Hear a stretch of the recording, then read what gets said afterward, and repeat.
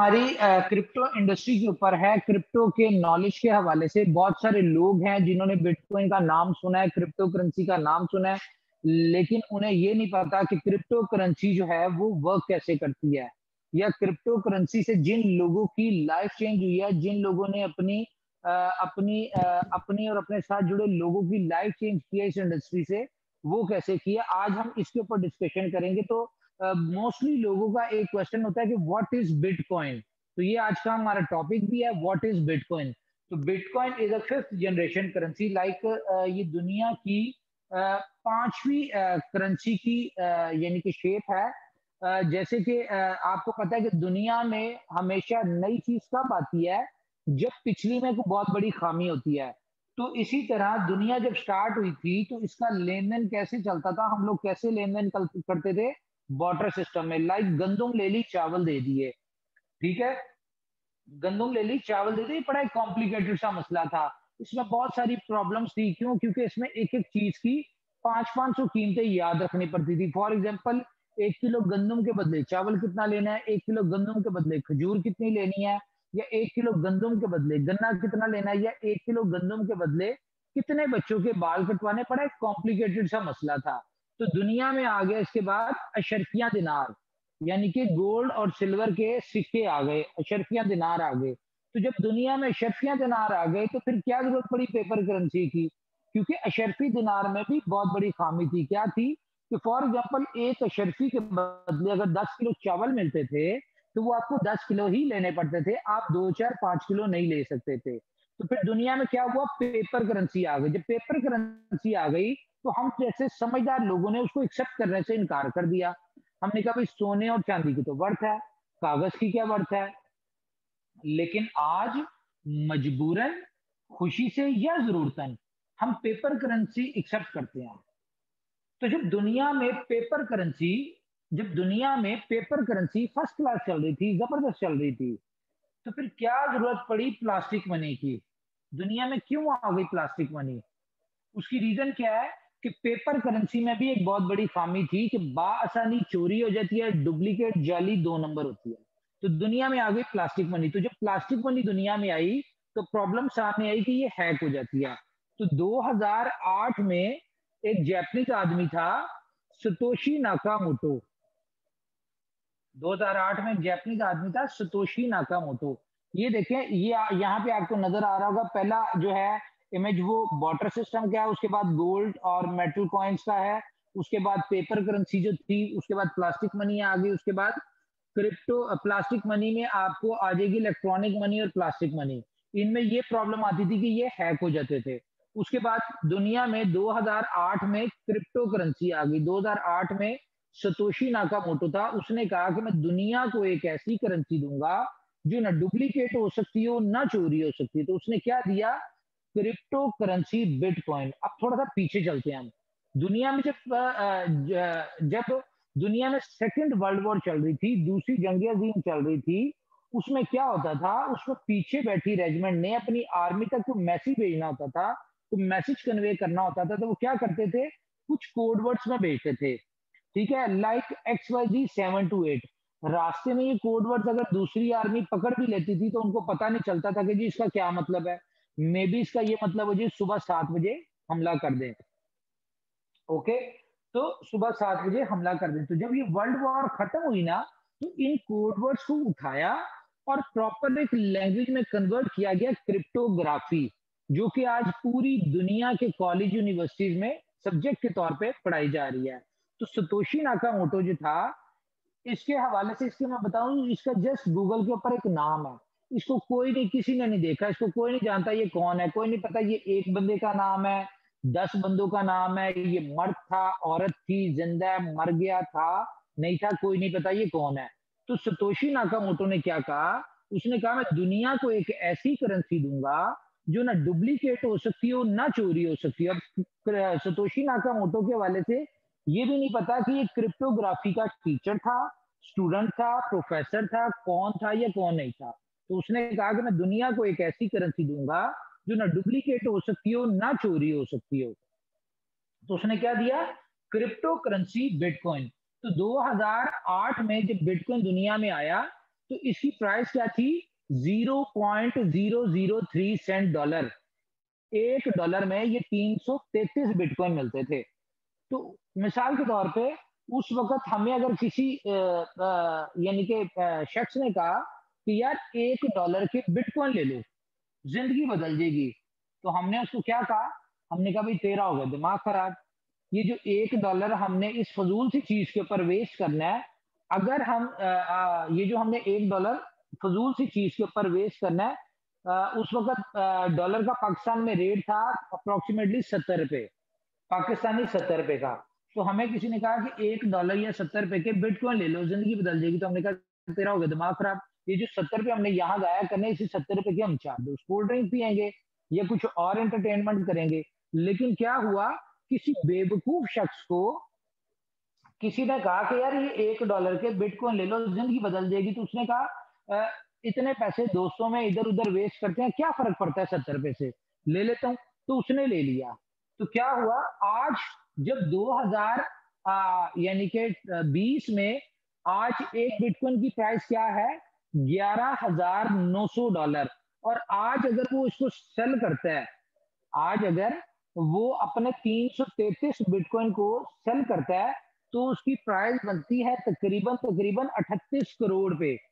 यानी कि अगर आप इसको कैलकुलेटर पे करें, सॉरी मैं इसमें वो ऐड नहीं कर सका, अगर आप इसको कैलकुलेट पे करें 333 बिटकॉइन मल्टीप्लाई बाय 11,900, तो ये अप्रोक्सीमेटली कोई बनते हैं 38 करोड़ रुपए।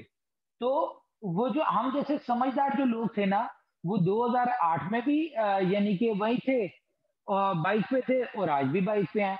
लेकिन वो जो बेवकूफ शख्स था ना, जिसने उस वक्त बेवकूफी में $1 के बिटकॉइन खरीद लिए थे 70 पाकिस्तानी 70 रुपए के, आज जब वो बेचता है तो वो बेचते हैं $38,000 के। और वो जब यहाँ पे हमारे सामने से मर्सिडीज पे जा रहा था ना, तो हम कहते हैं लो इसको देखो, इसको तो नाक नहीं पूछनी आती थी और आज ये मर्सिडीज पे जा रहा है। तो कमाया किसने, बेवकूफ ने। मैं आपको एक बात कहूँ, क्रिप्टो इंडस्ट्री जो है ना, इसमें अगर आपने अपनी लाइफ चेंज करनी है, मैं हमेशा से अपने दोस्तों को जानने वालों को, जो मेरे स्टूडेंट्स हैं, उनको मैं हमेशा से एक चीज सजेस्ट करता हूँ कि क्रिप्टो करेंसी में अगर आप लोग अपनी लाइफ चेंज करना चाहते हैं, उन लोगों में आना चाहते हैं जिनको आप गूगल पे अगर लिखते हैं बिटकॉइन सक्सेस स्टोरीज या क्रिप्टो करेंसी सक्सेस स्टोरीज, तो आपको लाखों नहीं करोड़ों एग्जांपल्स आ जाती जहाँ पे लोग चंद सालों में फकीर से अरबपति हुए। अगर आप भी अपनी सक्सेस स्टोरी बनाना चाहते हैं, तो मैं आपको 2 सजेशन दूंगा। सजेशन मैं क्यों दे सकता हूँ, क्योंकि जिन लोगों की अगर आप गूगल पर सर्च करते हैं और आपको सक्सेस स्टोरीज मिलती है, उनमें कहीं ना कहीं एक छोटी सी सक्सेस स्टोरी अल्हम्दुलिल्लाह मेरी भी है। तो पहली सजेशन ये है कि अगर आप बिटकॉइन क्रिप्टो इंडस्ट्री में आ रहे हैं और ये सोच के आ रहे हैं कि आप यहाँ से बड़ी सक्सेस लेना चाहते हैं, चले मैं आपको एक और चीज बताऊं। उसमें ये जो इंडस्ट्री है ना, इसमें जितने भी बड़ी बड़ी इंटरेस्टिंग बात बताने लगूं मैं आपको। ये जितने भी दुनिया के, अगर आप देखें ना, दुनिया के सक्सेसफुल लोग जो हैं, मैं आपको 4 खूबियां बताऊंगा। इन 4 में से कोई ना कोई एक खूबी थी जिसकी वजह से आज वो दुनिया के अमीर तरीन लोगों में शामिल हैं। यानी कि जितने भी दुनिया के मल्टी बिलियनियर्स लोग हैं, मैं आपको 4 क्वालिटीज बताऊंगा, इनमें से कोई ना कोई एक खूबी थी जिसकी वजह से आज वो दुनिया के अमीर तरीन लोगों में शामिल है। लाइक, या तो कोई बहुत ज्यादा एजुकेटेड था, या फिर बहुत ज्यादा जीनियस था, या फिर बहुत ज्यादा कह लें कि बाय बर्थ या फाइनेंशियली स्ट्रांग था, या फिर किसी बंदे के बहुत यानी कि हाई लेवल के रेफरेंसेस थे, या उसके कह लें कि पीआर बहुत थी, इस टाइप के लोग थे। ये 4 खूबियां थी, इनमें से कोई ना कोई एक खूबी थी जिसकी वजह से आज वो दुनिया के अमीर तरीन लोगों में शामिल है। लेकिन मजे की और इंटरेस्टिंग बात बताऊं आपको कि जितने भी दुनिया के क्रिप्टो के बिलियनर्स है ना, जो आप गूगल पे लिखते हैं और आपको सक्सेस स्टोरीज नजर आ जाती हैं लाखों करोड़ों लोगों की, उन तमाम लोगों में इनमें से एक भी खूबी नहीं है। ना कोई एजुकेटेड, ना कोई जीनियस, ना कोई क्रिएटिव, और ना ही कोई पैसे वाला, और ना ही कोई पीआर वाला, रेफरेंस वाला, कोई नहीं। इन चारों में से कोई भी एक क्वालिटी उनमें नहीं है जो क्रिप्टो के बिलीनियर है। अब यहाँ पे हम लोग सोचते हैं कि यार ये कैसे पॉसिबल है, जो दुनिया के बिलीनियर्स हैं, ठीक है, जिनके बड़े-बड़े नाम है, वो इन चारों में से कोई ना कोई एक क्वालिटी थी जिसकी वजह से उनकी लाइफ चेंज हो गई। वो आज मल्टी बिलियनर्स में शामिल हो गए। लेकिन जो क्रिप्टो के बिलियनियर है, ये कैसे पॉसिबल है कि किसी के पास पैसे भी ना हो, कोई बहुत ज़्यादा पढ़ा लिखा भी ना हो, कोई बहुत ज़्यादा जीनियस भी ना हो, कोई क्रिएटिव भी ना हो, तो ये कैसे, या कोई पैसे वाला भी ना हो, तो ये कैसे पॉसिबल है कि ये लोग बिलियनियर बन सकते हैं? तो मैं आपको बताऊं, मैं 2015 में जब इस इंडस्ट्री में आया, क्रिप्टो इंडस्ट्री में, तो मैं बहुत कोशिश की मैंने ना इन्हीं यानी कि क्रिप्टो इंडस्ट्री में। मैं आपको अपने हवाले से थोड़ा सा इंट्रोडक्शन करवा दूं कि बाय प्रोफेशन मैं सॉफ्टवेयर डेवलपर हूं, और पिछले 5 सालों से मैं क्रिप्टो इंडस्ट्री के साथ मुंसलिक हूँ, अटैच हूँ। और कह लें कि जितना भी यानी कि क्रिप्टो इंडस्ट्री के बेसिकली 3 पिलर्स हैं जिसके ऊपर क्रिप्टो इंडस्ट्री खड़ी हुई है। एक इसकी पहला पिलर है जी इसका माइनिंग का, दूसरा एक्सचेंजेस का, और तीसरा ब्लॉकचेन का, ठीक है। तो ये तीनों पिलर्स जो है ना, इनमें मैं खेल खूल चुका हूं। तो खैर, मैं इसमें ये तीनों काम करता था, लेकिन मैं एक दिन परेशान हो गया। मैंने कहा यार, लाखों करोड़ों लोगों की यहाँ से जिंदगी बदल गई, हम वहीं के वहीं हैं। क्या उनको सुरखाब के पर लगे हुए हैं?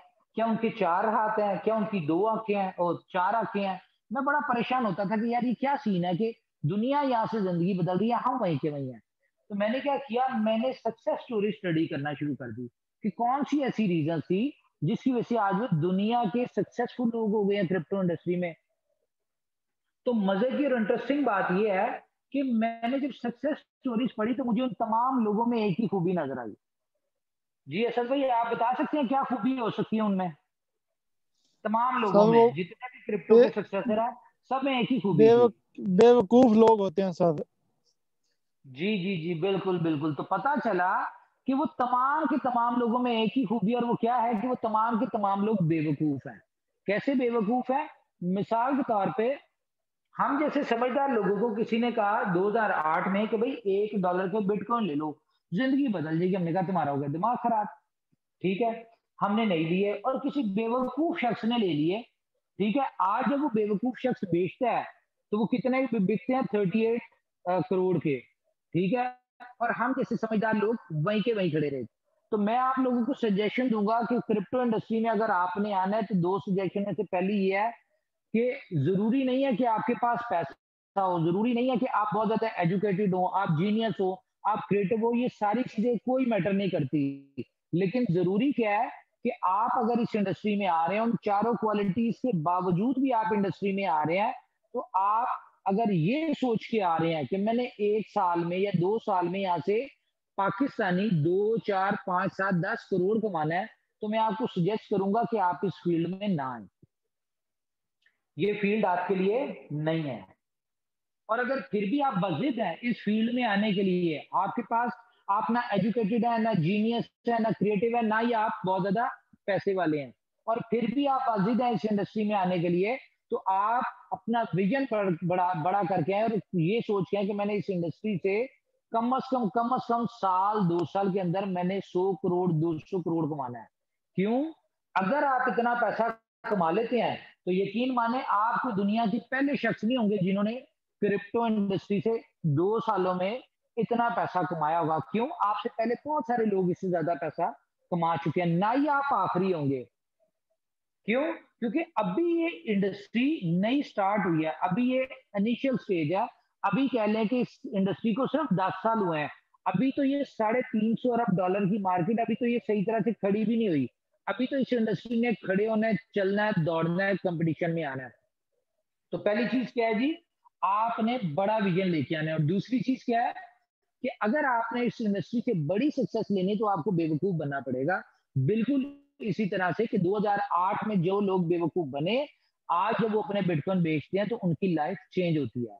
तो प्राइस इसकी थी 2008 में 0.003 सेंट। आज की प्राइस क्या है इसकी? 11,900 डॉलर। कमाया किसने? बेवकूफ ने। लेकिन यहाँ पे ये क्वेश्चन नहीं बनता कि कमाया बेवकूफ ने या समझदार ने। क्वेश्चन यहाँ पे ये बनता है कि ऐसे कौन से सुरखाब के पर लगे बिटकॉइन को जो ये चंद सालों में सेंटों से उठ के हजारों डॉलर में चला गया। तो इसके पीछे तीन रीजन थी। पहली रीजन थी लिमिटेड सप्लाई। टोटल बिटकॉइन की सप्लाई, टोटल यानी कि limited supply. Limited supply means कि आप जितनी भी गवर्नमेंट देख लें, अमेरिकन गवर्नमेंट, अगर आप डॉलर देख लें, ठीक है, यूरो देख लें, पाउंड देख लें, दुबई का दिरहम देख लें, व्हाटएवर, जिस मर्जी कंट्री की करेंसी देख लें, वो अनलिमिटेड प्रिंट होती है। ठीक है, पहले एक रिस्ट्रिक्शन थी कि जिसके पास जितने गोल्ड रिजर्व होंगे वो उस हिसाब से उसको करेंसी को प्रिंट कर सकता होगा, लेकिन ये अब खत्म हो चुकी है, ये कंडीशन भी खत्म हो चुकी है। अब जिस कंट्री का जितना दिल करता है वो उतने नोट छाप सकता है, ठीक है, अपनी करेंसी छाप सकता है, उतने डॉलर, उतने पाउंड, उतने यूरो, उतने दिरहम, जो मर्जी छाप सकता है। लेकिन क्रिप्टो करेंसी में ऐसा नहीं होता। इसमें क्या होता है, जो भी कोई करेंसी, क्रिप्टो करेंसी दुनिया में आनी होती है, आने से पहले उसकी एक तादाद डिसाइड होती है, एक लिमिट डिसाइड होती है कि वो दुनिया में कितनी आनी है। और जो तादाद लिमिट एक दफा डिसाइड हो जाती है, उससे ज्यादा वो चाह के भी नहीं आ सकती। तो टोटल बिटकॉइन दुनिया में कितने जी? 2 करोड़ 10 लाख, जिसमें से 75% पिछले इन 12 सालों में दुनिया में आ चुके हैं। ऑलमोस्ट तकरीबन ये इस वक्त दुनिया में आ चुके हैं 1 करोड़ 85 लाख के करीब दुनिया में आ चुके हैं। बाकी के 25% दुनिया में अभी आने हैं। तो पहली चीज क्या है जी? Limited supply. दूसरी चीज क्या है? रिलीजिंग फार्मूला, दुनिया में क्रिप्टो करेंसी के आने का तरीका, कि ये दुनिया में आता कैसे है। Number 3, reverse engineering formula. Reverse engineering क्या है जी? फॉर एग्जाम्पल, आपने 1 से लेके 100 तक काउंटिंग की, ठीक है, 1 से लेके 100 तक गिनती गिनी और कसम खा ली, तैयार कर लिया कि जो मर्जी हो जाए, मैंने 100 से ऊपर नहीं जाना। लेकिन जरूरत पड़ने पे फायदा हो रहा हो तो आप आगे बढ़ सकते हैं। 101, 102, 103, 104, 105 बढ़ सकते हैं, बढ़ सकते हैं ना। लेकिन अगर आपने उल्टी गिनती गिननी हो, यानी कि उल्टी काउंटिंग करनी हो, तो उसके लिए सबसे पहले आप क्या करेंगे? आप सबसे पहले एक लिमिट डिसाइड करेंगे, एक तादाद डिसाइड करेंगे कि कहां से आपने उल्टी गिनती गिनी है। फॉर एग्जाम्पल, आपने 100 से उल्टी गिनती गिननी है, 100, 99, 97, 96, 95, 94, चलते चलते चलते चलते आप एक तक आ गए, तो कसम ना भी खाई हो, तैयार ना भी किया हो, तो क्या कहते हैं, इससे पीछे जा सकते हैं? नहीं जा सकते, क्योंकि वहां पे आगे जीरो आ जाता है। यही वो वजह है कि जो बिटकॉइन 2 करोड़ 10 लाख दुनिया में इसकी सप्लाई है, 2 करोड़ 10 लाख, उसमें से जो पहला कॉइन आया वो आखिरी कॉइन आया, 2 करोड़ 10 लाखवां आखिरी कॉइन सबसे पहले आया। अब ये उल्टा आ रहे हैं, ठीक है, और ये चलते चलते चलते जब एक तक आ जाएंगे तो ये इसकी सप्लाई खत्म हो जाएगी, यानी कि मजीद नहीं आ सकती। ओके, अच्छा, तो इसके बाद अब मैं आपको बताता हूँ कि रिलीजिंग फार्मूला, इसका दुनिया में आने का तरीका क्या है। तो 2008 से 2012 तक बिल्कुल एक वैल्यूलेस चीज थी। इसकी प्राइस थी 3, यानी कि इन 4 सालों में इसकी प्राइस $3 तक पहुंच चुकी थी। तो क्या होता था, इसका एक रिलीजिंग फार्मूला ऐसा है कि हर 4 साल बाद, यानी कि 2008 से 2012 तक, हर 10 मिनट में 50 बिटकॉइन दुनिया में आते थे। 1 घंटे में 300 बिटकॉइन आते थे और एक दिन में 7200 बीटीसी आते थे। तो जब यानी कि आपको मैं एक एग्जांपल देता हूँ। फॉर एग्जांपल, हुआ क्या कि मिसाल के तौर पे एक, कह लें आप, बिरयानी वाला है, ठीक है, एक बिरयानी की शॉप है और उसके 50 कस्टमर हैं, ठीक है, वो एक पतीला बिरयानी का लगाता है। अच्छा, कस्टमर बढ़ जाते हैं, मिसाल के तौर पे कस्टमर 70 हो जाते हैं, 100 हो जाते हैं, वो क्या करेगा? क्वांटिटी बढ़ाएगा, पतीला बड़ा करेगा। लेकिन यहाँ पे ऐसा नहीं हुआ। यहाँ पे पता ये चला कि 2012 जैसे ही स्टार्ट हुआ, इसकी बिटकॉइन की हर 4 साल बाद सप्लाई आधी हो जाती है। तो 2012 से 2016 तक इसकी सप्लाई आधी हुई और 10 मिनट में जो 50 बिटकॉइन आ रहे थे वो 25 आना शुरू हो गए। 1 घंटे में 300 की जगह 150 आना शुरू हो गया। एक दिन में 7200 की जगह 3600 आना शुरू हो गए। जब लोगों को ये पता चला कि जैसे जैसे इसकी दुनिया में डिमांड बढ़ रही है और हर 4 साल बाद इसकी सप्लाई आधी होती है, तो लोगों ने क्या किया, या यानी कि इसकी बाइंग ज्यादा कर दी और इसका 2016 में इसका रेट चला गया $1000, यानी कि $3 से उठ के $1000 पे चला गया। उसके बाद अगली जो इसकी सप्लाई आधी हुई वो 2016 में आई, और 2016 से 2020 ये जो चल रहा है इसमें इसकी हर 10 मिनट में 25 की जगह 12.5 बिटकॉइन आ रहे हैं। ठीक है, आ रहे थे, सॉरी, ये जून 2020 तक की बात है। तो 25 की जगह 12.5 बिटकॉइन इसके दुनिया में आ रहे थे, एक घंटे में 75 और एक दिन में 1800 बिटकॉइन। और उसके बाद फिर जब सप्लाई आधी हुई जून 2020 में इसकी हाल्विंग हुई और इसकी फिर दोबारा से सप्लाई आधी हुई, और तो 2020 से 2014 तक 6.25 बिटकॉइन दुनिया में 10 मिनट में आएंगे, एक घंटे में 37.5 और एक दिन में 900 बिटकॉइन दुनिया में आएंगे। इस तरह से आ रहे हैं। तो पहली चीज क्या थी जी, लिमिटेड सप्लाई। दूसरी चीज रिलीजिंग फार्मूला, जो मैंने आपको ये चार्ट दिखाया। तीसरी चीज क्या थी, रिवर्स इंजीनियरिंग, जो मैंने बताया कि ये उल्टी काउंटिंग चलती है। जो भी क्रिप्टो करेंसी दुनिया में आती है उसकी एक लिमिट डिसाइड होती है, उसके बाद क्या होता है, वो आखिरी जो डिजिट होता है, आखिरी जो कॉइन होता है, वो उस तरह से दुनिया में सबसे पहले आता है। 10 साल लगे बिटकॉइन को दुनिया में आने में। 1,85,00,000 बिटकॉइन दुनिया में 10 सालों में। और बाकी के 25%, अब यहाँ पे माइक ऑन नहीं है, मैं आपके साथ खुद ही बताता हूँ। बाकी के जो 25% है ना, वो क्या लगता है, अगर इसी तरह से हर 4 साल बाद सप्लाई आधी होती रहे तो बाकी के जो 25% है उसको आने में कितना टाइम लगेगा। तो सर बाकी के जो 25% है उनको आने में अभी मजीद 120 साल लगेंगे। क्यों? क्योंकि हर 4 साल बाद सप्लाई आधी हो रही है और इसका डिफिकल्टी रेट बढ़ रहा है। आने वाले वक्त में ऐसा भी होगा कि एक एक दिन में एक बिटकॉइन आएगा, एक एक हफ्ते में एक बिटकॉइन आएगा, एक एक महीने में एक बिटकॉइन आएगा, एक एक साल में एक बिटकॉइन आएगा। और जो आखिरी बिटकॉइन होगा उसकी डिफिकल्टी रेट इतना बढ़ चुका होगा कि आखिरी बिटकॉइन में दुनिया में आने के लिए 10 साल लगेंगे। आखिरी 10 सालों में आखिरी बिटकॉइन आएगा। तो बिटकॉइन की टोटल सप्लाई आने में टोटल सप्लाई आएगी 2140 में। ओके, तो ये तो थी बिटकॉइन।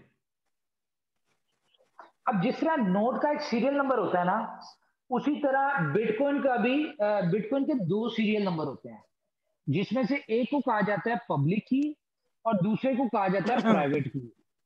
ओके, मिसाल के तौर पे नोट में ₹1 में कितने पैसे होते हैं?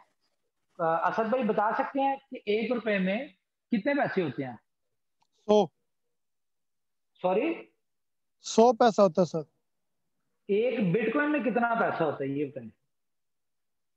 तो पैसों का तो नहीं पता, सतोशी का बताया था आपने, 10 करोड़ सतोशी होते हैं जी, 10 करोड़ पैसे होते हैं, या 10 करोड़ सतोशी कह लें, एक तो हो तो एक बिटकॉइन बनता है।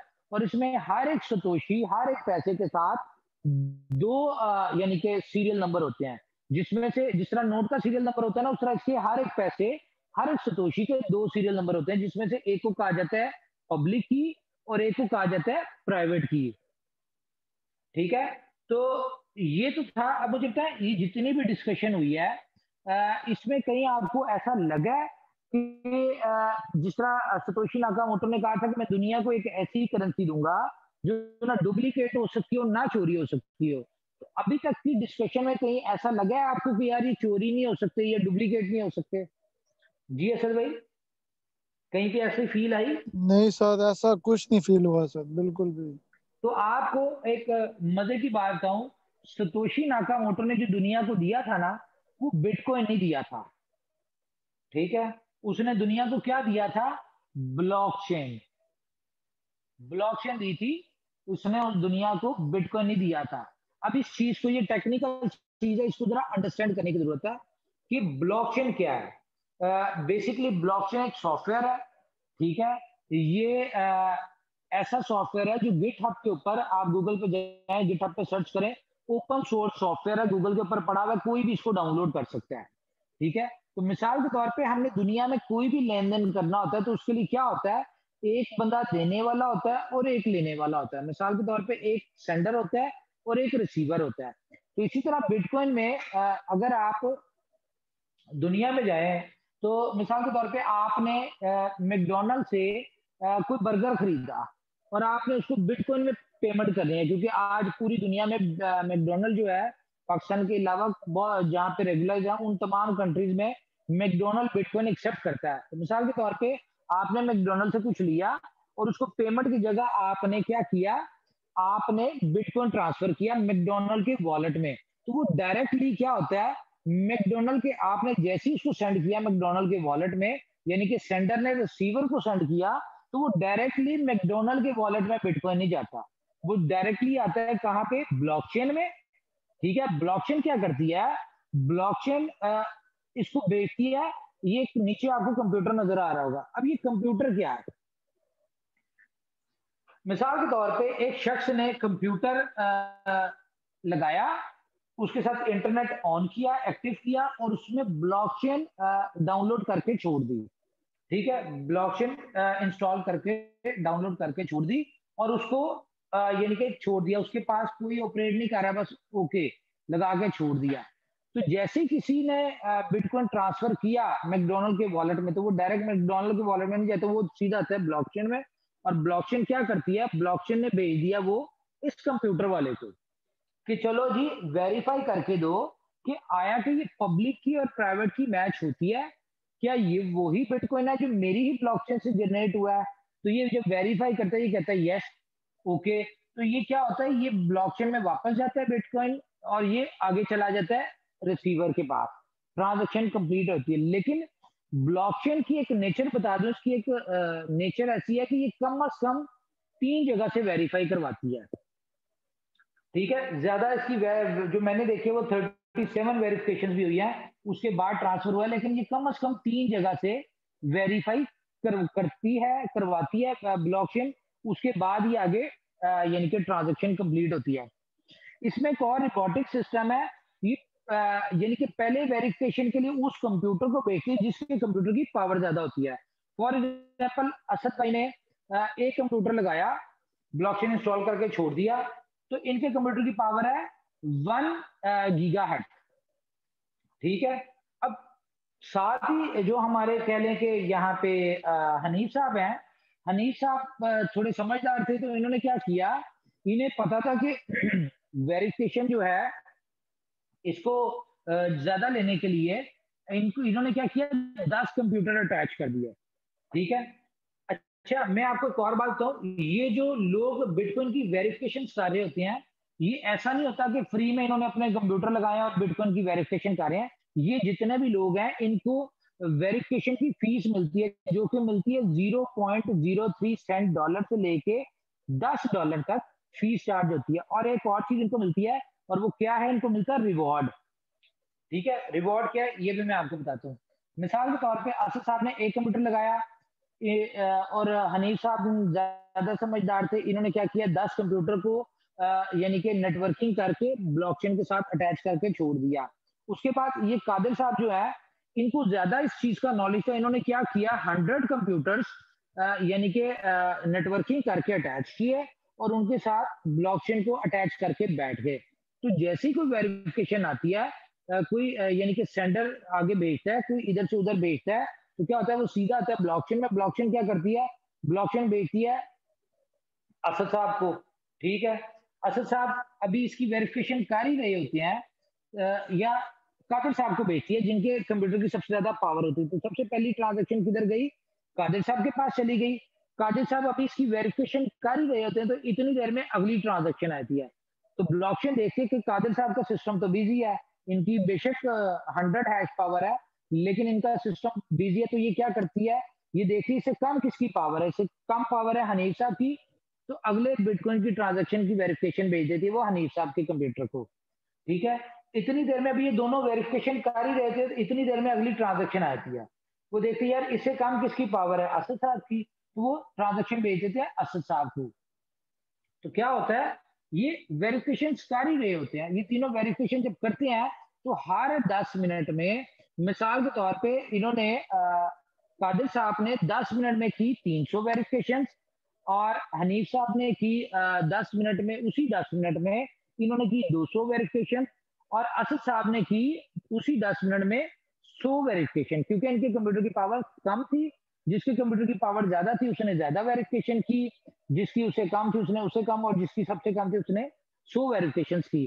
तो इन तीनों को क्या होगा, ब्लॉकचेन जो होगी वो फीस देगी 0.03 यानी कि 1 उसके बीटीसी सतोशी में कह लें आप से $10 तक के आपको फीस देगी। लेकिन एक और चीज देती है आपको, वो रिवॉर्ड देती है। रिवॉर्ड किसको मिलेगा? रिवॉर्ड मिलेगा जिसने सबसे ज्यादा वेरिफिकेशन की, और सबसे ज्यादा वेरिफिकेशन किसने की है जी? कादिर साहब ने। तो इनको रिवॉर्ड में क्या मिलता है? इनको रिवॉर्ड में मिलता है एक रिवॉर्ड, कौन सा वाला, ये देखें, ये जैसे कि इस वक्त हर 10 मिनट में 12.5 बिटकॉइन दुनिया में आ रहे हैं। तो ये 12.5 बिटकॉइन जो है वो कादिर साहब को दे देगी ब्लॉकचेन, कि आपने क्योंकि सबसे ज्यादा मेहनत की है, सबसे ज्यादा आपने वेरिफिकेशन किया, लिहाजा ये 12.5 बिटकॉइन का रिवॉर्ड आपको फ्री में दिया। तो आपको मैं एक बात बताऊं, दुनिया में जिस किसी को भी जो दुनिया में जो पहली दफा बिटकॉइन जब भी आता है, यानी कि हर 10 मिनट बाद जो 12.5 बिटकॉइन या 6.5 बिटकॉइन इस वक्त आ रहे हैं, वो दुनिया में जब भी आते हैं तो वो किसी ना किसी माइनर को फ्री मिलते हैं। इसको कहते हैं माइनिंग। जिस तरह यानी कि आप कोयला माइन होता है, नमक माइन होता है, ठीक है, गोल्ड कॉपर ऑयल माइन होता है, उसी तरह बिटकॉइन भी माइन होता है, लेकिन ये कंप्यूटर के थ्रू माइन होता है। ठीक है, इसको कहते हैं माइनिंग। तो मैं अब आपको ये बताऊं, देखिए जी, ये तो था ब्लॉकचेन जिस तरह से चलता है। अब आपको एक कंप्यूटर की पावर फॉर एग्जांपल 1 गीगाहर्ट्ज है, ठीक है।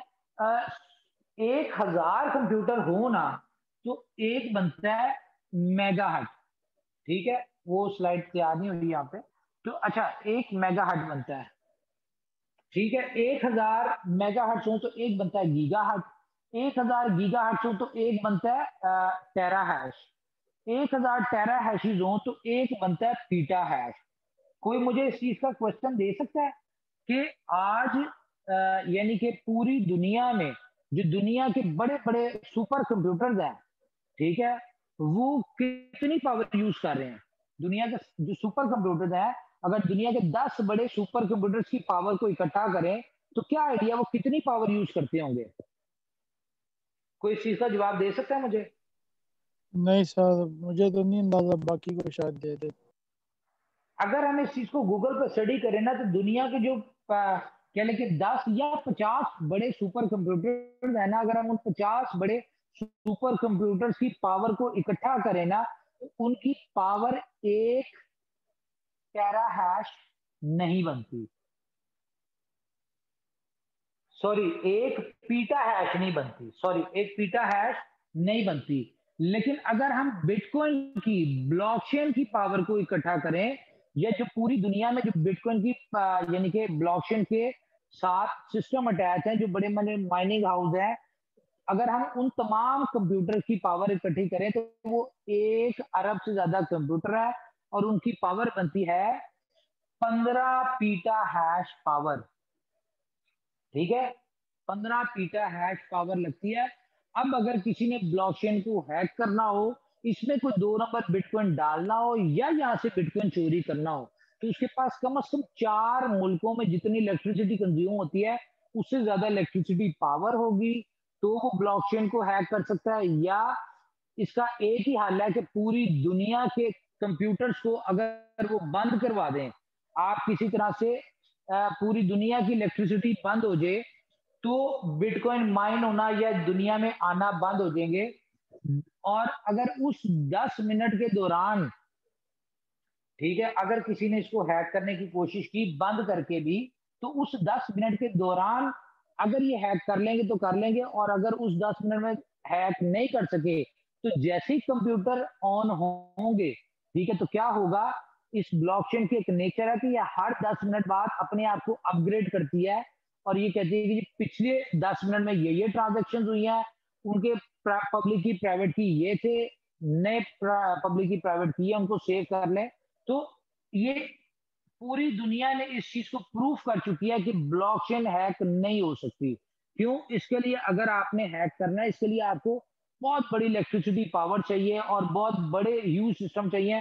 कम से कम आपको 1 अरब से ज्यादा कंप्यूटर चाहिए होंगे, ठीक है, फिर जाके आप इसको हैक कर सकते हैं। तो जी, ये हमारा कॉन्सेप्ट था आज का, कि आपको पता चल जाए, काफी चीजें आपको समझ आई होंगी कि बिटकॉइन की सप्लाई कैसे आती है, इसका रेट जो इतना बड़ा है वो किस वजह से बना है, ठीक है, और आगे इसका फ्यूचर क्या है। मैं आपको इसकी शेप के हवाले से बता दूं, इसकी कोई शेप नहीं है बिटकॉइन की। अगर किसी के ज़हन में ये वाली शेप है कि ये बिटकॉइन है, ये बिटकॉइन होता है, इस तरह का होता है, तो ऐसा सिर्फ इमेज में है, हकीकत में ऐसा नहीं होता। बिटकॉइन जिस तरह आप अपना अकाउंट ओपन करते हैं, अपने बैंक अकाउंट खोलते हैं, उसमें आप अपने कोई ट्रांजेक्शन करनी है, आप उसमें अपना बैलेंस चेक करते हैं, तो आपको क्या नजर आता है? आपको डिजिट्स नजर आते हैं। बिटकॉइन भी सिर्फ डिजिट्स हैं, ठीक है, लेकिन इन डिजिट्स की पावर ये है कि दुनिया के 40 बड़े मुल्क, कंट्री जो है वो इसको रेगुलर कर चुकी है, इसको एक्सेप्ट कर चुकी है। इन डिजिट्स की पावर ये है कि आप इन डिजिट्स के थ्रू दुनिया की कोई भी बड़ी गाड़ी ले सकते हैं, Rolls Royce, Bentley, Porsche, Mercedes, BMW, कोई भी गाड़ी ले सकते हैं। डिजिट्स की पावर यह है कि दुबई में आप कोई भी प्रॉपर्टी ले सकते हैं डिजिट्स को देके। डिजिट्स की पावर ये है कि दुनिया के 40 बड़े बैंक, जिसमें आप कह लें कि Swiss bank, standard chartered, Barclays, western union, MoneyGram, ठीक है, दुनिया के 40 बड़े बैंक जो है, इनको मिला के वो इन डिजिट्स, ये उनके काउंटर पे डील होना शुरू हो गए हैं डिजिट्स, ठीक है। इन डिजिट्स की पावर ये है कि आप सुई से लेकर जहाज तक ले सकते हैं, क्योंकि अलीबाबा, अमेजोन ने क्रिप्टो करेंसी के पेमेंट गेटवेज लगाए हैं। आप वहां पे अपने डिजिट्स देते हैं और आप दुनिया की कोई भी चीज बाय कर सकते हैं। फ्यूचर इसका ये है कि ये बहुत जल्द इसको रिप्लेस करने लगी है, पेपर करेंसी को ओवर रिप्लेस कर लेगी। अगर आप दुबई के हवाले से देखें तो दुबई ने अनाउंस किया हुआ है कि 2021 में दुबई का टोटल आरटीए सिस्टम, लाइक के ये गाड़ियों का जो इनका ट्रांसफर का सिस्टम होता है, ये और क्या नाम है उसका, प्रॉपर्टी सिस्टम और बैंकिंग सिस्टम, इनका ब्लॉकचेन बेस्ड हो जाएगा। तो पूरी दुनिया बड़ी तेजी के साथ ब्लॉकचेन के ऊपर कन्वर्ट हो रही है, क्रिप्टो इंडस्ट्री पे कन्वर्ट हो रही है। ये हम पे डिपेंड करता है। मैं आप लोगों को सजेस्ट करूंगा, आप इस फील्ड से हैं नहीं है, आप क्रिप्टो इंडस्ट्री में अपना ना इस वक्त पार्टिसिपेट करें, अपने किसी ना किसी क्रिप्टो करेंसी में एंटर हो जाएं। क्यों? क्योंकि ये वो इंडस्ट्री है, ये इस वक्त का गोल्ड रश है। हम इसमें आ जाए, हमें आने में इसको 2 साल लगे, 5 साल लगे, 10 साल लगे, हमने इस इंडस्ट्री में आना ही आना है। बिल्कुल वैसे ही जब दुनिया में पेपर करेंसी आई थी तो बहुत सारे मौलाना हजरात ने और लोगों ने फतवे लगाए थे कि पेपर करेंसी हराम है, कागज हराम है, इसकी वर्थ कोई नहीं है। लेकिन आज हर पूरी दुनिया जो है, इवन के मस्जिदों में हर जगह पेपर करेंसी जो है एक्सेप्ट होती है। तो लिहाजा हम लोगों ने भी इसके ऊपर कन्वर्ट होना ही होना है। हाँ, पूरी दुनिया इसके ऊपर कन्वर्ट होती जा रही है, जिस जिसको इस इंडस्ट्री की समझ आती जा रही है वो इस पे कन्वर्ट हो रहे हैं। तो लिहाजा आ, अब एंटर होंगे तो आपको ये फायदा होगा। मिसाल के तौर पे आपने आज बिटकॉइन की प्राइस पाकिस्तानी कह लें 10 रुपए की है, आपने एक 10 रुपए का बिटकॉइन ले लिया, ठीक है, और 10 साल बाद आप उसको अगर सेल करते हैं तो वो आपका 100 रुपए का बिक जाएगा, 200 रुपए का बिक जाएगा, 1000 रुपए का बिक सकता है, क्योंकि इसका इतना पोटेंशियल है। लेकिन 10 साल बाद अगर आप आएंगे तो बिल्कुल ऐसे ही होगा जैसे कि आज आपने एक पानी की बोतल ले ली 10 रुपए की, या आपने एक बिटकॉइन ले लिया 10 रुपए का, सेम वही होगा। इसमें आपकी अमाउंट बढ़ने का चांस बहुत कम हो जाएगा। अभी इसके चांसेस बहुत ज्यादा है। जैसे कि आज अगर ये 11,900 के ऊपर है, तो बड़े बड़े इकोनॉमिस्ट जो है, बड़े बड़े जो फाइनेंशियल एडवाइजर जो है, वो ये कह रहे हैं कि जी बिटकॉइन की प्राइस 2021 में कोई कह रहा है $1 लाख होगी, कोई $2 लाख होगी, कोई कह रहा है $5 लाख होगी। और जॉन मकैफे, जो इस वक्त दुनिया का 7वां या 8वां अमीर आदमी है, उसने लाइव शो में बैठ के चैलेंज किया था कि अगर बिटकॉइन की प्राइस 2021 दिसंबर में $1 मिलियन की ना हुई तो मुझे लाइव शो में बिठा के जूतियां मारना। ये मैंने अच्छे लफ्जों में कहा, उसने खैर बड़ी गलत बात की थी। एनीवेज, 70-80 साल का बाबा है, वो दुनिया का 7वें 8वें नंबर का अमीर आदमी है। तो वो अगर इस तरह की बात कर रहा है तो वो यकीनन इसके पीछे कोई ना कोई लॉजिक होगी। और अगर उसने कहा तो नो डाउट कि बिटकॉइन में इतना पोटेंशियल है कि ये अगले साल 10 लाख पे जा सकता है, $10 लाख का एक हो सकता है, ना हो तो फिर भी क्या होगा, कम अज कम ये 2 4 5 लाख का तो होगा। मैं आपको एक और चीज बताऊं, जब बिटकॉइन ऊपर जाता है ना, तो जितने भी दुनिया में क्रिप्टो करेंसीज हैं, वो तमाम करेंसी जो है ऊपर जा रही थी। क्यों? क्योंकि ये क्रिप्टो का डॉलर है, जिस तरह पूरी सर मुझे एक दुनिया की। क्वेश्चन करना है। हेलो, मैं अगर अस्सलाम कंप्लीट वालेकुम। कर लूं। वालेकुम अस्सलाम।